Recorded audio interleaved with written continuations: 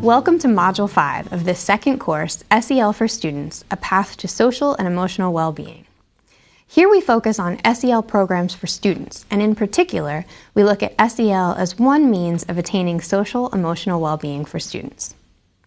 In the fourth module, we looked at SEL programs and practices directed towards students in early childhood and elementary classrooms. In this fifth and final module of Course 2, we continue our exploration of social emotional learning across the developmental spectrum, attending to programs and practices aimed at middle and high school students. In this module, we provide a broad overview of middle and high school programs.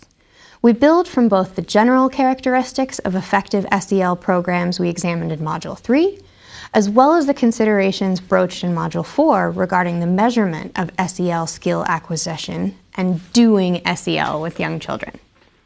We ask questions such as, how does doing SEL with older students differ from doing SEL with young students? What is unique about the approach and the curricula? How is the approach impacted by the structure of a primary school day versus a secondary school day? First, we provide a broad overview of secondary programs on the market. Then, we explore considerations specific to doing SEL with older students, looking at what elements of SEL are particularly important to attend to at this stage of development. Additionally, we highlight Youth Participatory Action Research, or YPAR, as one means of critically approaching principles of SEL as a preview of the focus for Course 3. Finally, as you did in Module 4 with early childhood and elementary programs, you will select a secondary program to evaluate. Using the characteristics of effective programs and the categories by which programs differ, identified in Module 3, you will consider the benefits and constraints of a middle and high school program with respect to your own circumstances and situation. Let's take a look at the readings and videos that will guide our exploration.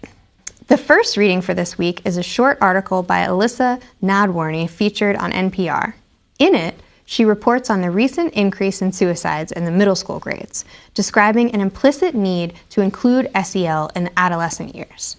As you read, consider how the need for SEL for middle schoolers, as described in this piece, is different from or similar to what was presented last week for elementary students.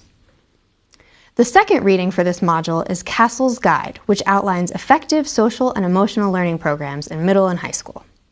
Like last week's early childhood and elementary edition, this guidebook delineates programs found to be effective according to Castle's guidelines and is meant to be used primarily as a tool in this week's activity.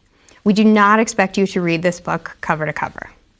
As you look through it, make note of the criteria they use for inclusion and consider how this relates to the characteristics of effective programs that we've identified. The third and final reading for this module is a chapter from Ben Kirshner's book, Youth Activism in an Era of Educational Inequity. Here, we introduce one possible means of attending to issues of identity and equity around constructs such as race, class, gender, and sexuality. Youth Participatory Action Research, or YPAR. This chapter also previews the focus for Course 3, where Ben and I join you in considering new and critical approaches to SEL instruction.